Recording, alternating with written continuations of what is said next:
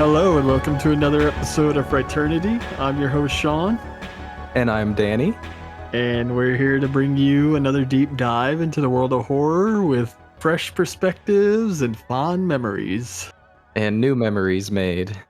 You're exactly right. Today we're going to be covering a movie called The Last House on the Left. As far as I know, this is a first time viewing for you, correct? Yep, first time viewing. I've heard of this movie a lot, maybe through you, or I think it's generally well regarded in the horror community, right? Yeah, I'd say it's definitely a bona fide classic up there with all the rest of them. And before we get into the movie, though, again, let's just briefly mention we are a horror movie podcast dedicating to celebrating what is on the screen. So, I, being the elder brother here, am going to bring some fond memories I have, which there are a few I have of this film. And as we deep dive into the movie itself, I'm sure we'll get to hear your wonderful, fresh perspectives and combine the two for a joyous ride into a dark and gritty Wes Craven picture. Me and Sean, we just love to talk about what's on the screen and what was shot and present the story in front of you and tell you our perspective. And yeah, let's have some fun. Yeah, one of the things we were discussing is with genre films, when DVDs started coming out, you really started to get film school in a box because people were so interested in behind the scenes things. Now we're in the era of Blu ray. It's even better today. You can watch these movies with audio commentaries, watch wealths of supplements, making ofs, interviews with everybody in front of the camera and behind the camera. If you want behind the scenes information on a movie like Last House on the Left, it's available to you straight from the horse's mouth. And we really don't feel there's too much we can add in that regard. We are more a celebration by the fans for the fans. This is a breakdown of after watching a movie. It's a movie discussion. If you want to learn about the behind the scenes stuff, then you can go on Wikipedia and you can, buy the Blu-ray and you can see that stuff for yourself. And I don't see us adding anything to that conversation that you can't already find by yourself. Our goal is to just give old perspective and new perspectives on all these movies. And we just want to be entertaining and make it seem like a discussion. We want you to feel like you're right here with us. Yeah, we've all just left the theater. We've all just experienced The Last House on the Left. So let me get into my first experience with The Last House on the Left with you, Danny. So before you were born, I was obviously a single child, and I was like an 8-year-old super horror nerd. Around that age for me, this was the era of film. This was the era of mom and pop video stores. Anywhere you went, you could find a movie. If you went to a grocery store with your mom, there was a rental chain in that grocery store. And the movies that caught my imagination around that age were the American slasher, ranging from Halloween to Friday the 13th to A Nightmare on Elm Street. You know, our parents are very encouraging and very supportive when you have an interest. And so I think our mother always more liked like the Wes Craven style of A Nightmare on Elm Street because it was more fantasy. It wasn't just like the killer stalking the teens in the woods. It wasn't just murder for murder's sake. So she gravitated towards that. And, being the encourageable, supportive mom that she was, one day she went out and she rented me Wes Craven's Last House on the Left and The Hills Have Eyes. Now, I was only 8 years old when I first put this movie in the VCR in the living room. And not to get too ahead of ourselves here, but I remember getting to the point where Phyllis is starting to get attacked in the little dingy New York City hotel they're at. And mom walked in and was like, whoa, like maybe we better put a stop to this one because I didn't really know what this was. And I know you like Wes Craven, I know you like Freddy, but I don't think this is like the movie for you. Now, I wasn't objectionable to it. I think I was already sort of like, whoa, this is pretty gritty shit here, And that brings me to another thing I wanted to discuss, though, is like, even when I was a kid, I've always been a person who knows like a movie is fake. Like, I never fell for movie magic. there was always this fascination for me with like the act of making art. You have credits. You know there's directors, you know there's writers, you know there's actors, all the people behind the scenes. And especially when it comes to like horror and fantasy, I think I was always enthralled by the idea of people getting together and doing things like this. Like, someone wrote this, someone had to make this. People had to agree to be in front of the camera performing these acts, whether they were Krug and company or the poor victims. And so no matter how much you want to shut your brain off and enjoy a film, like I've always been too aware of the behind the curtain aspect, which oddly enough, The Last House on the Left can show that you can still push boundaries even when people know it's art for art's sake or fake. You know what I'm saying? Yeah, definitely. It comes a point where stuff, really reaches you in an uncomfortable way, and makes you feel something. And that's really when you forget you're watching a film and kind of sucked into that world, which I think this film accomplishes. Yeah, like it definitely pushes boundaries and creates a hostile and terrifying environment. Very scary situations, very real. And like I said, I'm 8 years old and I made it about 20 minutes into the film. I'd say nothing really happened up to the point where like I had to shut it down. But it would be another 5 to 7 years before I would encounter this movie again. And it wasn't until I was a teenager and I came across it like in a Walmart, like on a kiosk for like Halloween movies. And I was like, well, there's Last House on the Left. That movie's eluded me for so long. Maybe now I can check it out. And oddly enough, it became one of my favorite movies when I was a teenager. Like, I've always felt a real strong connection to it. It has just incredible representations of wickedness and evil, and it's fitted through this lens of reality. It like has this 1970s shattering of the American dream, the broken home, the loss of innocence on every side. It's covered by every possible angle. It's just a brilliant piece of work, and I would become obsessed with it for a while. And funny enough, a little last anecdotal story before we get into the movie proper. When I started collecting VHS like hardcore, I always wanted an original home video release of Last House on the Left. And back in the day, there was still like a few mom and pop video stores surviving. And I remember finding it and being like, okay, this store is not long for this world. This is the Orion release, the first home video release of Last House on the Left. I need this in my collection.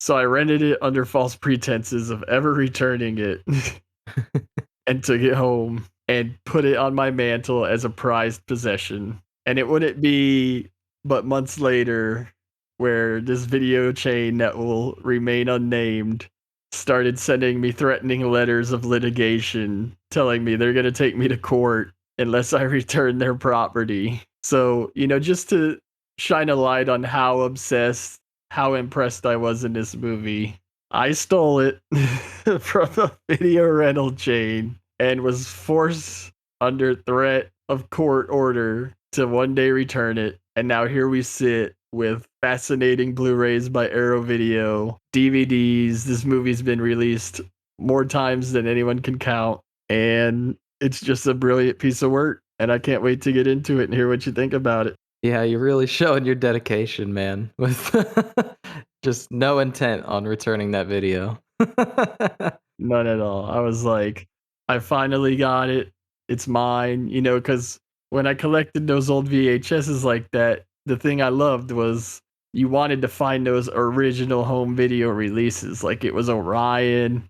I even remember the box art made no sense in relationship to the movie. It had like a picture of like some house in the background with lightning crashing and a little artist rendering of a dead girl in the palm of a hand. And it makes no sense, but I was like, this is the first home video release of Last House on the Left, and I have to have it. And unfortunately, they had other plans, and I didn't get to keep it. But like we said earlier, now there's brilliant film schools in a box of Last House on the Left you can get that collect every single piece of information you could ever want. So, without further ado, let us remind ourselves that this is indeed only a movie and take a deep dive into The Last House on the Left. The movie opens and we see a mailman delivering mail with a cute little dog, and he's delivering mail to Mary, our main character in this story. And Mary is just, she's super popular. She's a popular girl. Everyone's sending her mail. She's kind of coming into her own as a person. You know, she's hitting those very formidable teenage years in her life. Yeah, I liked how the mailman threw in his little she is about the finest piece I've ever seen, which to me was a nice bit of world building of not expressing the inherent evil that's coming, but just it's not a naive world that's presented to us. Yeah, these thoughts permeate through everyone's head probably all the time, you know, the truth that no one wants to admit. Yeah. We also get the obligatory 1970s this is based on a true story kind of crawl just to make it more real. People in the 70s really got tricked, huh? They just accepted it. I guess this is real.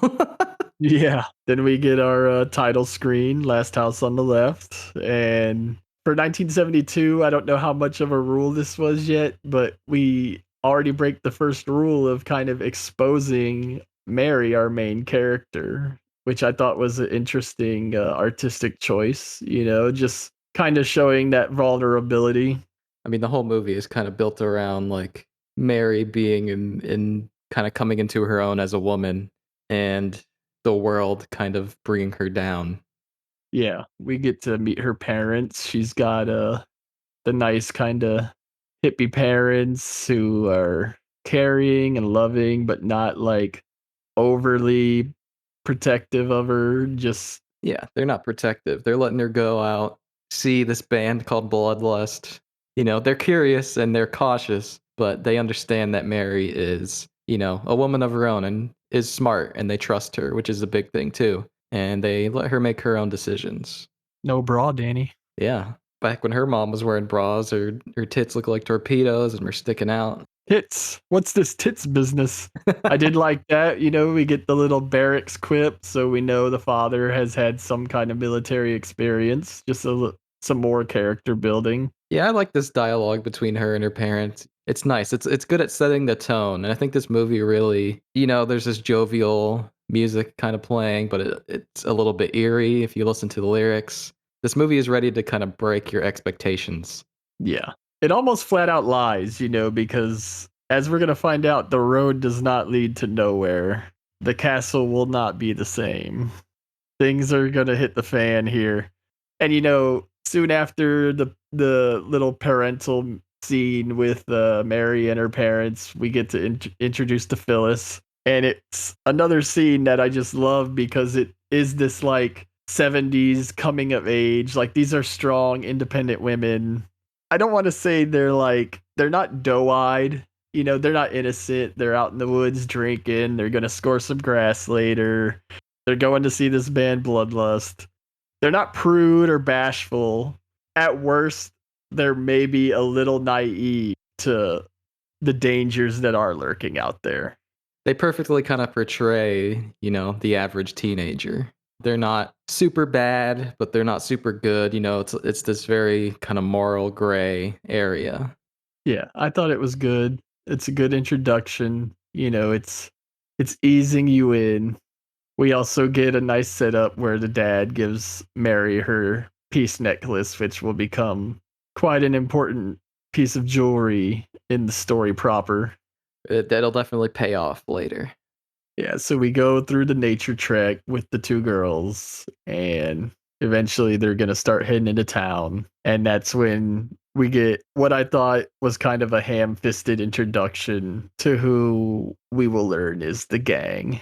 Yeah, immediately, you know, these guys are up to no good. Yeah, they really spared no expense in making them just sound utterly depraved. We've got in the radio broadcast, we know people have died in this breakout. We know Krug has killed a priest and two nuns in a triple slaying, which is utterly ridiculous. Has his own son hopped up on heroin to keep control of him. Armed and extremely dangerous. pals around with Weasel, the child molester and assaulter. And then he pops little children's balloons with cigars. I mean, can you make this guy any more of a vaudevillian piece of shit? Yeah, to top it all off, not even the children are safe. That's one thing I wanted to bring up to you too is we get this dialogue about how bad these people are, but we don't get too much deeper into it. Like clearly they're sociopaths.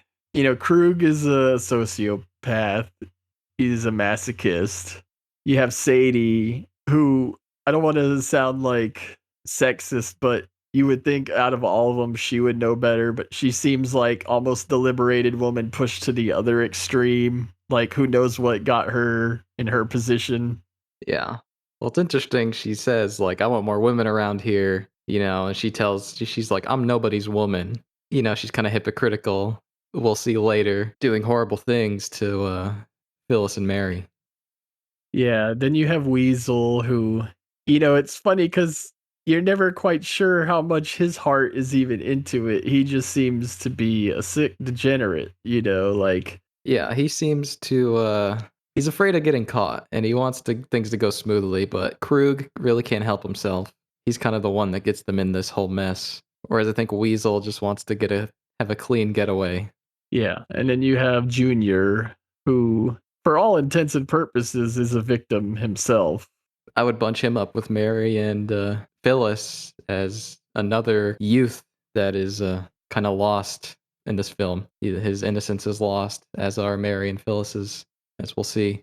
Yeah, and it's almost sad that the girls become victims of circumstance almost to his idiocy in reading too much into Sadie saying, I want more female representation here. And then he's like, oh, here's these girls looking for some grass. And girls, look, if it's an ounce of Colombian for $20, you'll walk away. One thing I noticed too in this when we are introduced to the gang in the seedy apartment is just how claustrophobic this movie can be. Everything just feels so stacked on top of each other. I mean, there's a lot of close-up shots. It's dirty and grungy. Yeah, you're right. It totally just the whole mood of the movie is very claustrophobic, and you're in situations you don't want to be in. Like you just feel like off the bat, you feel gross for like being like seeing Krug and his gang just like interact with each other. Yeah, so we've met the girls, and now we're meeting the gang. And we do kind of spend a lot of time humanizing the gang. It's funny, they've clearly just done this prison break, and they're already volatile towards each other. Krug is jumping on Sadie, and Weasel sees that as his chance to get in the action too. And they're like, Krug tells him, shut up and get away from my woman. Weasel's like, your woman, our woman. There's no rhyme or reason to the madness of these fools. And then you just have the two girls going out to the concert, but then deciding to try to find some weed and just becoming victims of total circumstance here. There's no broad context. We have our victims, we have our perpetrators, and we're going to have some crimes. I wanted to bring up I like when they get ice cream right before they end up asking Junior for weed because that's literally their last taste of innocence is an ice cream cone. I thought that was a nice touch. Yeah, that's a good point. Yeah. That's another thing that I want to talk about too is in this movie, there's no magical killer. There's no killer in a mask. There's no inciting incident. There's no reason for Mary and Phyllis and Krug and company to really meet. It's just bad things happening to good people. And then once the girls do enter the apartment, we get nice little cross cuts with the parents being none the wiser and getting ready for Mary's birthday. Very sad to watch, especially on a rewatch when you know what's coming and you just feel horrible for them putting all this effort and the mom's baking the cake and oh it's crooked, oh it looks fine honey. It really beats you down and kind of puts you in this situation like you're hoping for the best, and this movie really puts a lot of hope in you and it does its best to shoot down every hope that it gives you. So the gang has some equal representation and they quickly attack Phyllis, and we're left to watch Mary in total shock and bewilderment at what's happening. Just the darkness your parents have warned you about has just become a reality. This is not a bloodlust concert. This is not a poor innocent chicken getting killed. This is your life is now in danger. Yeah, it all comes crashing into their faces, the reality and the harshness of life. And I was just gonna say, there's nothing they can do about it. They just have to go along with it.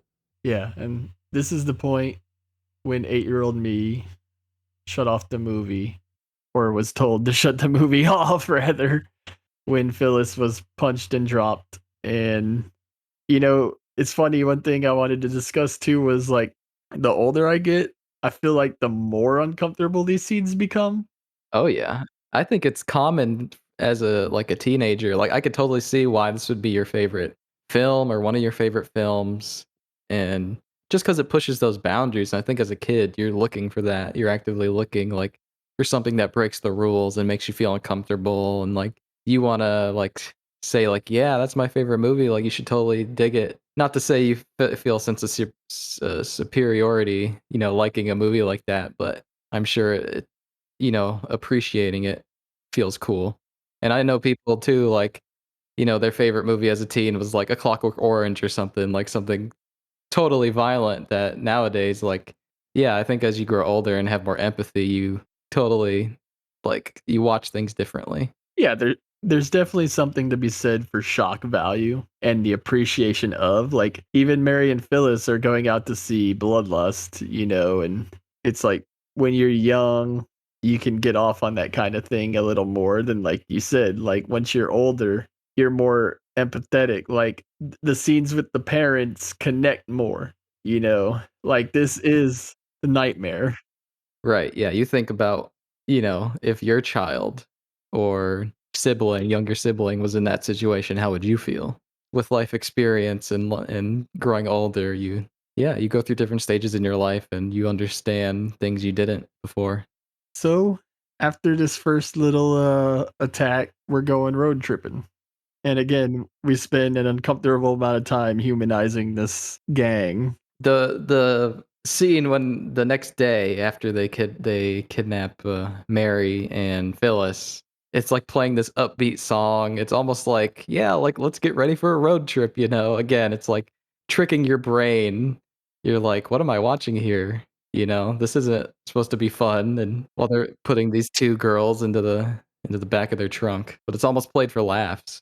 Yeah, the folksy song. And you have Krug and Sadie having sex in the back seat while Weasel just rambles incoherently about sex crimes of the century. And as luck would have it, the vehicle breaks down just across the street from Mary's house. Yeah, what are the odds on that?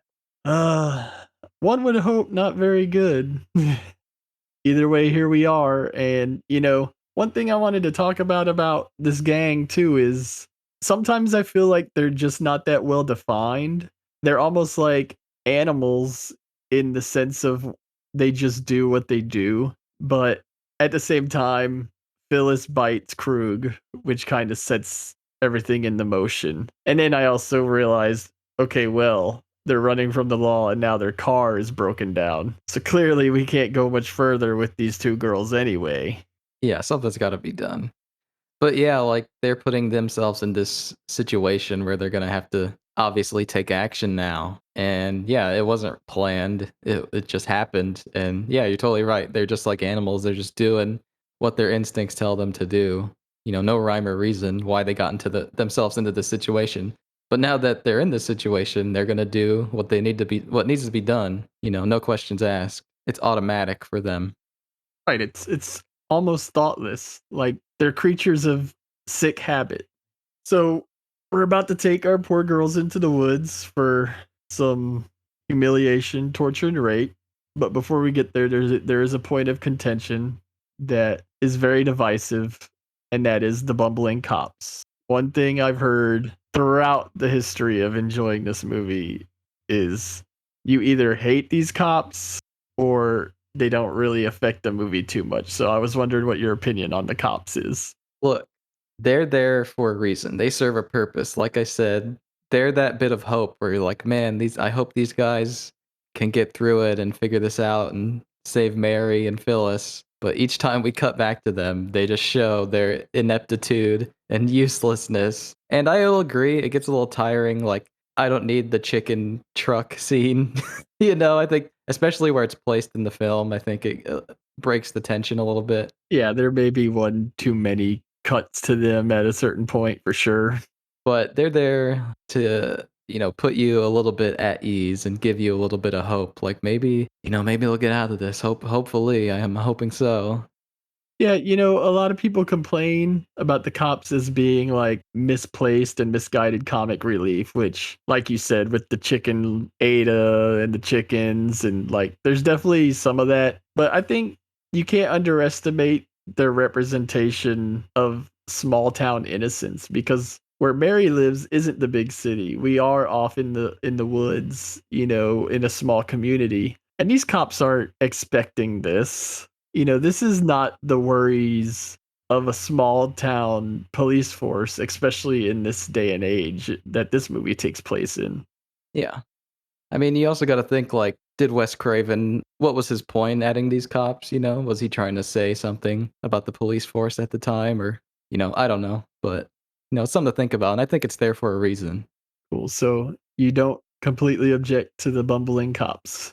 No, they're annoying. I'm not saying I like them, but they're there for a reason for sure. And I think without the cops, like this movie would be even more dreadful than it already is. Yeah, I think you definitely need some reprieve at this point, right?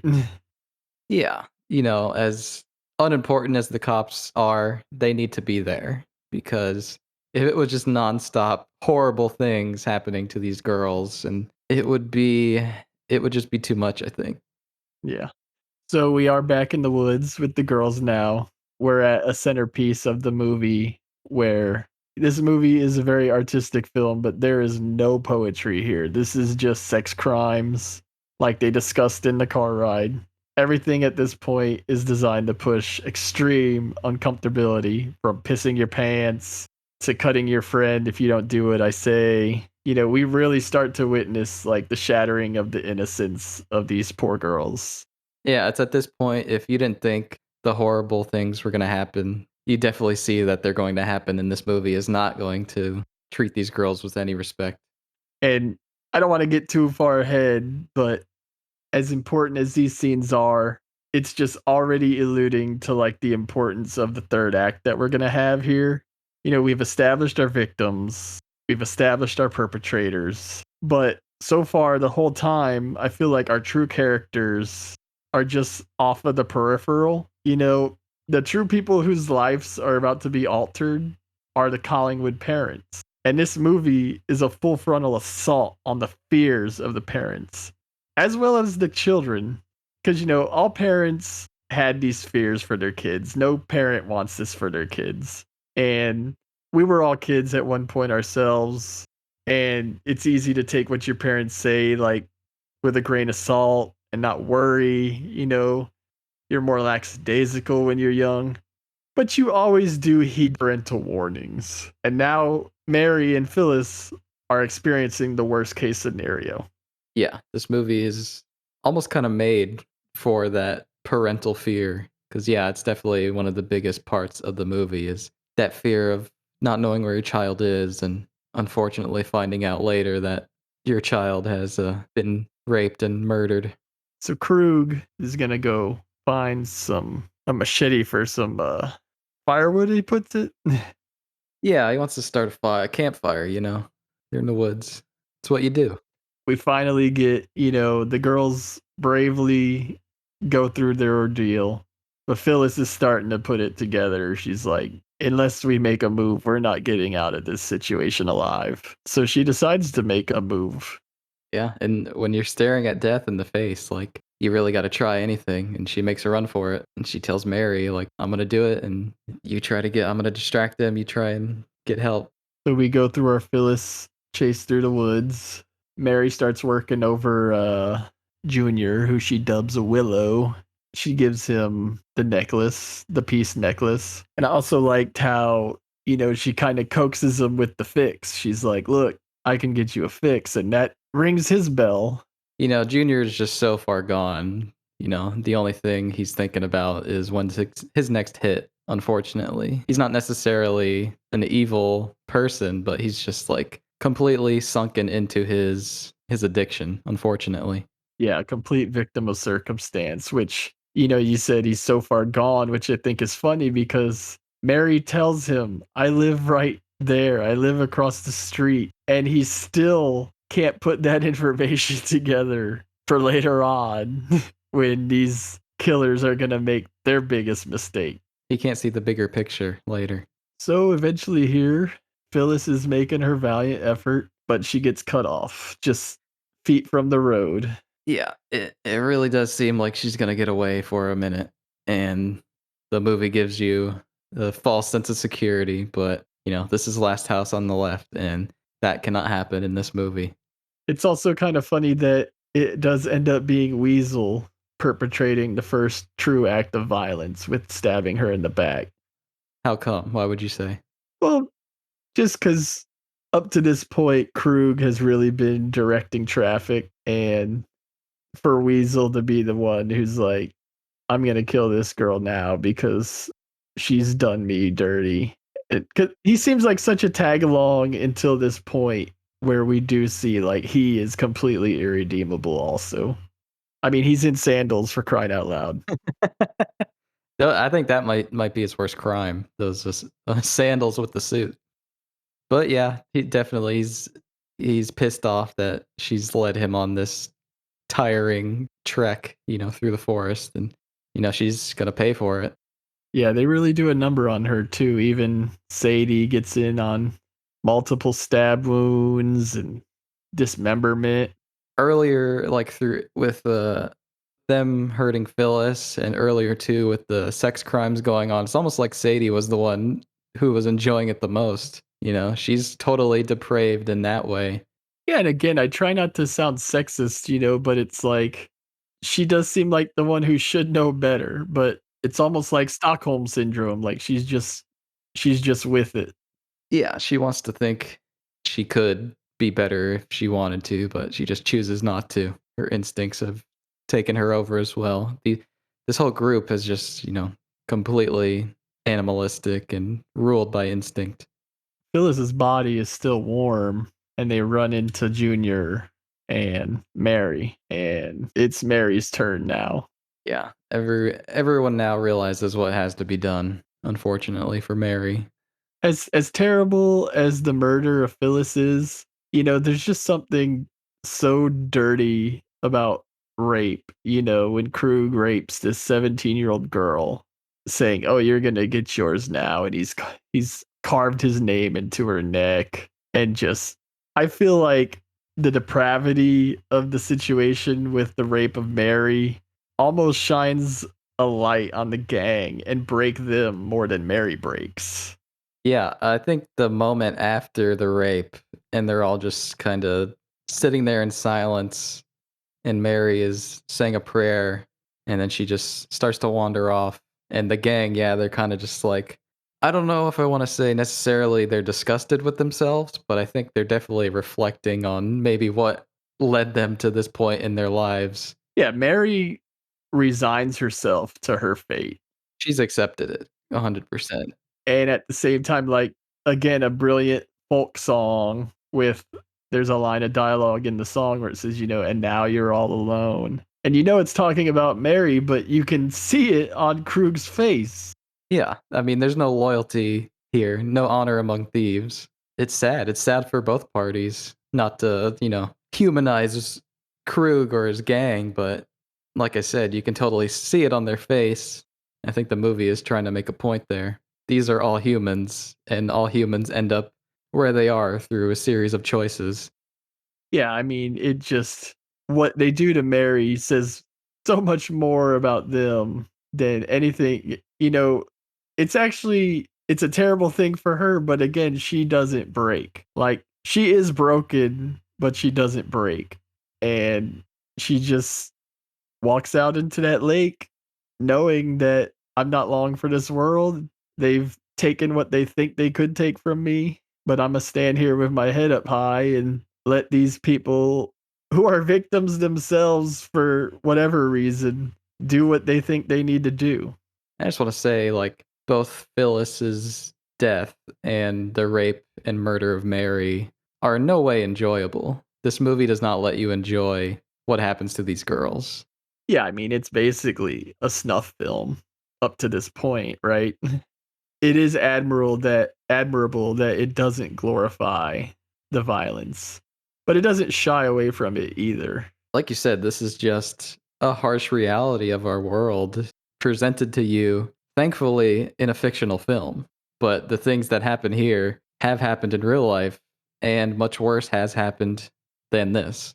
It's just a very cruel reminder of the world that you're living in.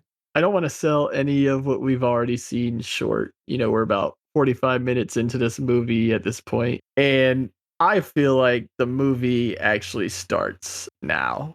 This is when we start to get into the backbone of this film. One of the taglines of this movie is "It rests on 13 acres of earth over the very center of hell." Now, what exactly are we referring to here?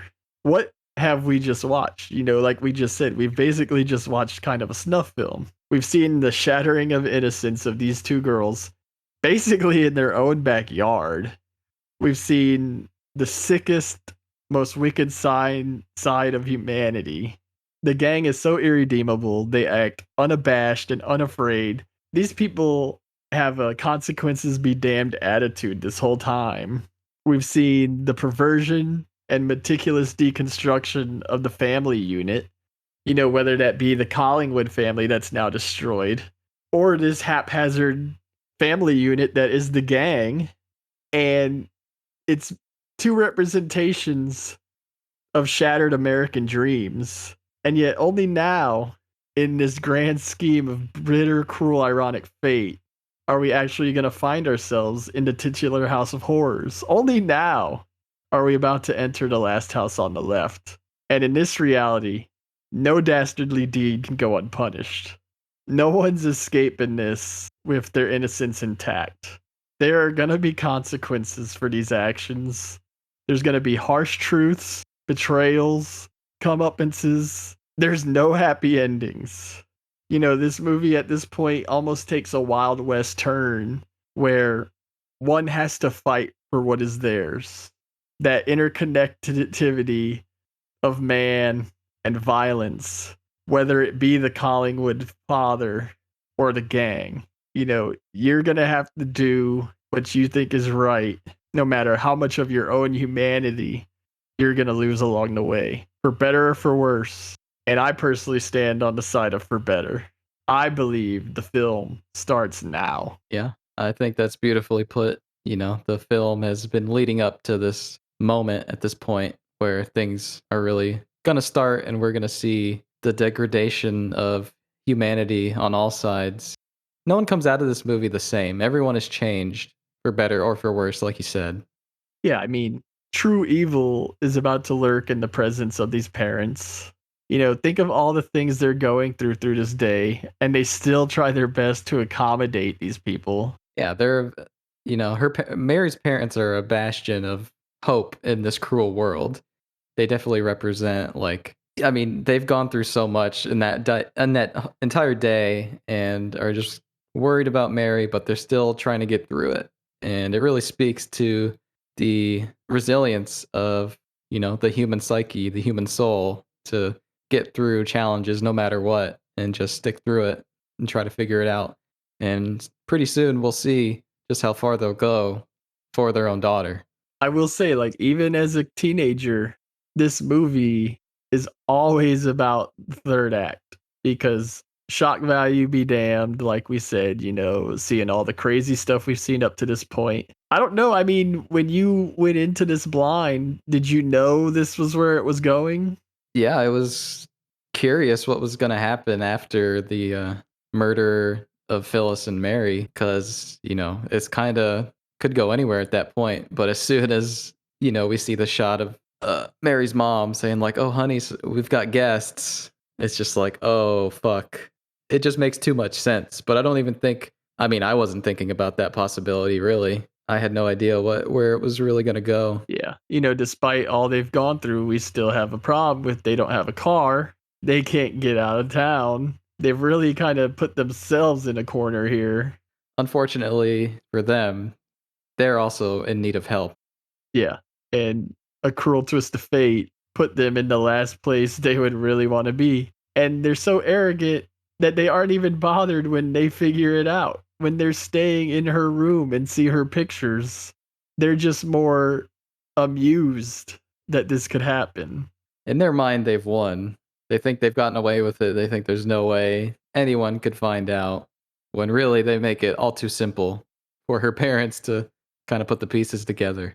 Yeah, like it all comes down to Krug just being a piece of shit. Like, you have your son hooked on junk and you're going to let him make an ass of himself and not help him out when you're up shit's creek and you give the mom an opportunity to discover the necklace and start putting the pieces of the puzzle together.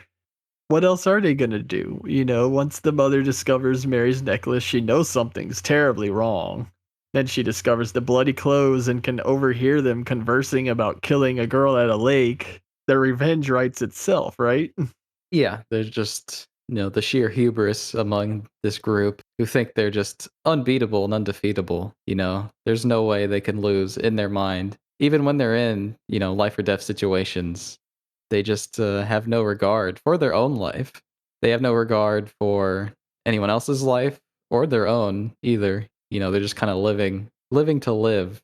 Yeah, so we get a quick dinner scene with the gang and the family where I like how they kind of like are eyeballing these guests. Like, they've got to be terribly distracted, but something just doesn't sit right.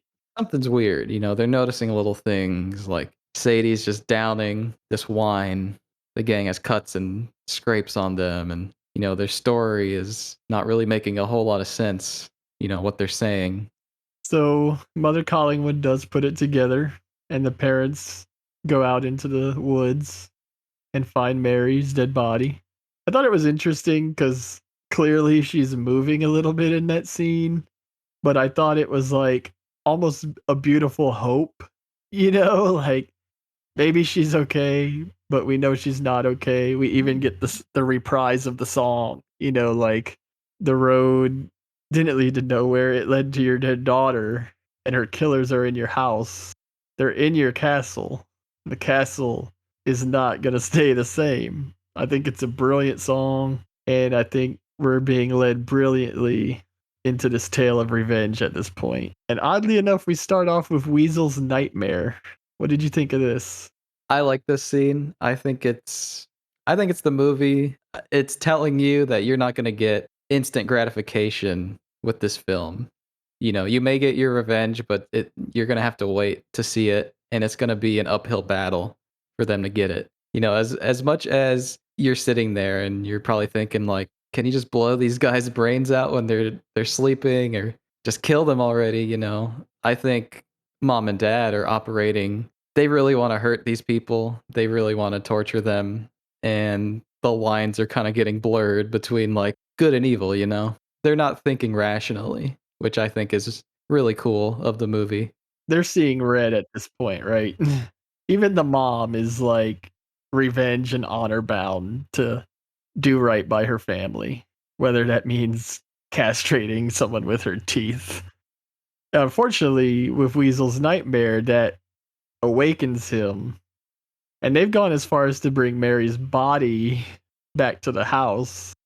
Doc Collingwood is, he's an older man at this point, and he's putting a plan together to protect his household, but mom's gonna have to run some interference here now that we've got Weasel wandering around.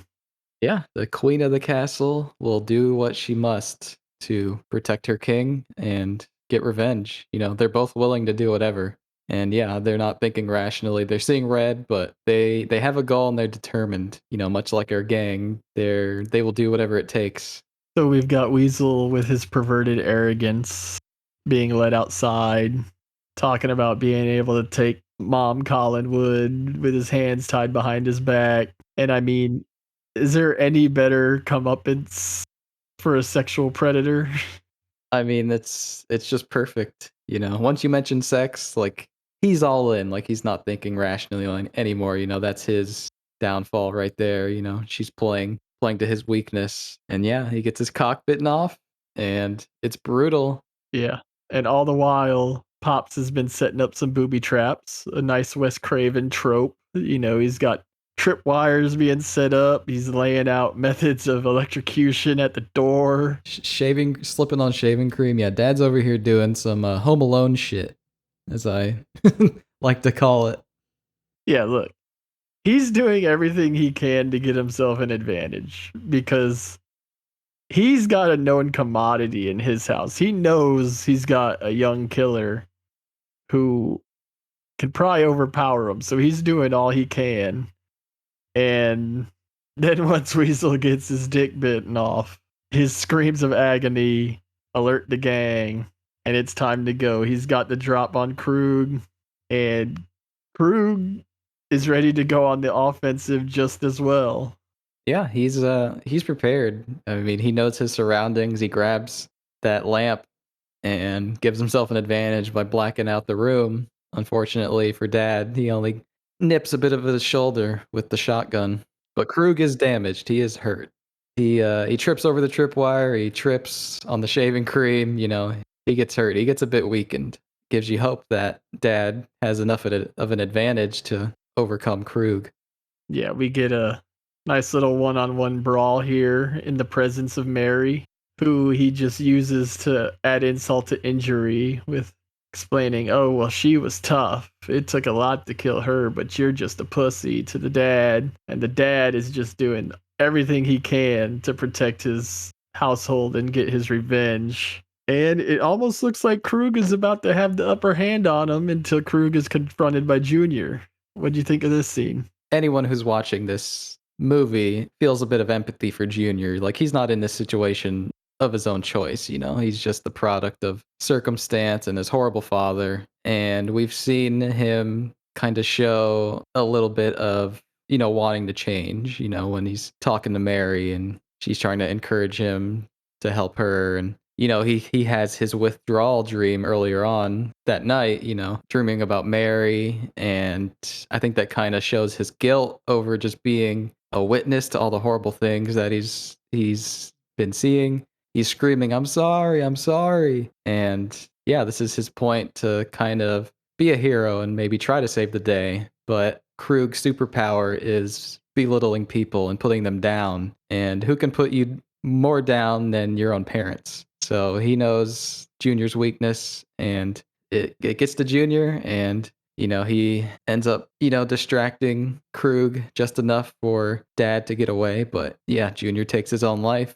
and it's another sad loss of innocence here with the death of Junior. Junior does get out of all the characters, he has the slimmest of redemption arcs here. And it truly just shows how despicable Krug as a character is. That was always a scene that stuck out to me, was the blow your brains out, blow your brains out. It doesn't even have to show you. It just, the mental torment there and almost the rewarding satisfaction of killing himself that Junior does seem to get. Yeah, he's relieved. I think like Mary, he realizes this is his only escape. Even if he does kill Krug, can he even help himself? Does he know how? Does he know anyone that would be able to help him? So I think he sees that as his one-way ticket to freedom, unfortunately. Fortunately for us, though, Junior did distract Krug just long enough to allow for one of the most rewarding chainsaw emasculations in horror movie history, I'd say, because I just love how stripped to fear Krug is at this point. Yeah, the tables have been turned, and yeah, Krug is kind of like a helpless animal running around, trapped in this situation. And he's like, get it over with. Like, please just kill me. And I think Dad is just savoring every moment he has of the guy that murdered his daughter. We even get the final breakdown of Krug's family unit where Sadie sees the writing on the wall and is like, nah, I have no honor with you either. So I'm going to try to get the hell out of here myself. It just leaves Krug defenseless to his own torture, which is so deserving. One of the most cathartic scene in the film by far is Krug finally getting his comeuppance and him living in the fear that he's made other people live through. his entire life probably. Yeah, I don't think there's a better line than when he's like, "Just get it over with, just kill me." But no, we're not doing things on your terms here, Krug. For once he's not in control, and it makes him uncomfortable, and he's a helpless animal. I just love how everything comes together here too, with the mom fighting Sadie on the lawn, struggling for the switchblade, Krug just having his manhood shattered, and then of course our bumbling cops show up just a minute too late. Our useless cops show up not in the nick of time. They've been totally late every step of the way, and they can't talk to dad anymore. He's in his own world. He's gonna do it. He knows he's gonna do it. Sadie gets her throat slit, and Krug gets his head cut off. I assume that's what I assume is he got his head chopped off. He got something done to him. And let me ask here, because we've just went through this whole movie, a very dark film. Can you blame these parents? I can't blame them, no. I mean, I think I would do the same given being put in that situation. I think most people would. You have to ask yourself at what cost was all this? Because they're not the same anymore after this. They just lost their daughter. They just murdered two people. They put one foot into the world of what Krug, Weasel, Sadie have been in. And you can't come out of that the same. You are changed from that point. Yeah. So it's an interesting thing to think about. I love the shot of just that it ends on mom and dad. That's how the film closes, is them kind of sitting down and embracing, and it's over, but it's not a happy ending. Even with all the revenge and the gore, it's just quiet and it fades. And we get our folk song and little credit sequence. Yeah, our unfitting credit sequence. So that was Last House on the Left. Did you like this movie, Danny? Yeah, I thought it was great. I totally understand why this film is considered a classic among horror films. I can see why it would be considered a classic, not only among horror films, but among just film in general. Like I said, with the way that it plays with your expectations and it doesn't glorify murder or killing. It presents it to you and it kind of asks you like why would anyone enjoy this? It asks the viewer like why are you enjoying this? Because it's not an enjoyable film. It's a great film, but it's not necessarily an enjoyable watch. I'll say I kind of put myself in the perfect situation to watch these movies. I shut out all the lights. I wait until night to do my viewings, at least my first viewing, and pitch black. Last House on the Left is the only thing on. Phone is off, and by the end, like I was a bit shaky after finishing this film. It really makes you uncomfortable, especially everything in the house, because I think the moment that Krug and his gang are in the house, like you're just uncomfortable. At least on your first viewing, you're just like, oh, like fuck, like this cannot end well, and I don't know where it's going, and like I don't know, I was just like scary and jittery and like freaked out a bit and thrust into this, very realistic situation. And yeah, it kind of affected me. It makes you uncomfortable. Like I said, it kind of lingers in your mind. Yeah, I enjoyed it. I enjoyed watching it, and I am enjoying talking about it and deep diving into it. And me and you, our taste is very similar. So if you love something, I'm gonna probably like it. Yeah, I can say without a doubt that this viewing of this film for the podcast has definitely confirmed it as being one of my all-time favorite films. Not just horror, but there's just something about it. It's an unpleasant, artful experience. I hesitate to use the term beautiful, but I think I think it would be warranted to talk about it on this film. It's a piece of art for sure. So it's hard to glorify this, but did you find yourself a favorite kill? I think I have to lump favorite kill and favorite scene into one because I got to go with Mary just because I think that whole sequence, after her rape and her accepting her fate and getting into the lake and just like, just basically saying like just do it, There's nothing else you can do to me. I've accepted it. And just the shot of her floating in the water is like probably my favorite shot of the whole film. The music playing over it is perfect.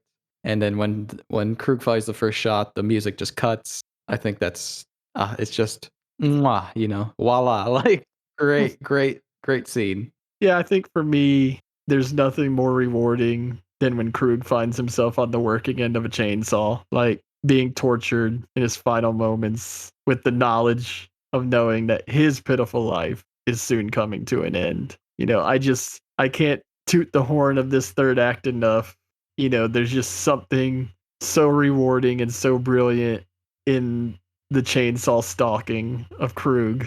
Yeah, that whole fight between Dad and Krug is like so frustrating because you just want it to be over, but the movie doesn't let you have that gratification. It's like, no, you're gonna sit with this and you're gonna put yourself in Dad's shoes and really think like, how would I feel right now? And how does this change a man? But it is very cathartic to see Krug finally get his comeuppance, for sure. And my favorite scene kind of attaches together too, because it's like I want to put myself in a time and place with my favorite scene here, where that first time I watched this movie, didn't get to see much of it. It was already 12 years old. And by the time I would see this whole movie, it'd already be 20 years old. And we're talking about it right now, and it's about to make 50. This movie's about to be 50 years old, and we're doing a Last House on the Left podcast. And I just don't think you can stress enough how sometimes it can be difficult to put yourself in a certain time and a place to truly appreciate a piece of art when it first makes those waves.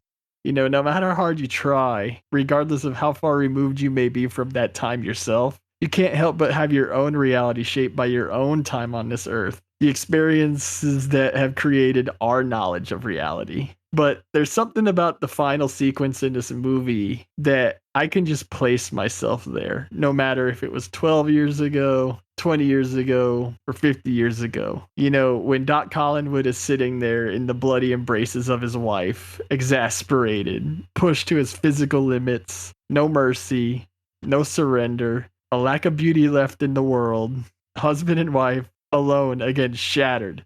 This movie just shatters the American dream. They've avenged their daughter, but to what end? They're still sitting there covered in the gore of the killers. And we don't even need a single word of dialogue. We just freeze frame. And I personally can place myself in that grindhouse theater as the house lights come up on that scene. And to me, it's just glorious. You're confronted by an affirmation of respect for life or a confirmation that maybe you're just too desensitized. The film's final scene holds up a mirror to the viewer and gives them one last moment of pause to remind themselves that thankfully, this indeed has been only a movie, and it's been a brilliant movie. My final thought is it is a quintessential American horror film. Yeah, well said. I agree 100%. Yeah, this movie makes you confront uncomfortable truths. And you're right, it does make you appreciate life after, as I think any murder story or home invasion story would. It sits with you and is uncomfortable and it stays with you. And it has staying power. The staying power isn't the blood and the violence, but it's kind of the truth lurking in the back of your head. Thank God, like this hasn't happened to me. Well, I've really enjoyed watching this and getting a chance to discuss with you, getting your fresh perspectives and getting to share some of my old memories of stealing VHSs and seeing this when I was probably a little too young. Yeah, I could probably get this at the red box and just keep it, and no one would be the wiser. But you, on the other hand, you almost went to court for Last House on the Left, which, I mean, that solidifies your cred right there, I think. I certainly hope so. But yeah, thanks for listening. We hope you enjoy listening to us. We hope you enjoy the movie. Is there any plugs we can give out real quick? Yeah, you can send an email to us at frighternity@gmail.com. Send questions, comments, anything you want. We'll read them and we'll answer them if on the podcast. So Don't forget to like and share and keep listening. And always remember to keep a good head on your shoulders and one on your desk. John's great with the hints. All right. Good night, everybody. Thanks for listening.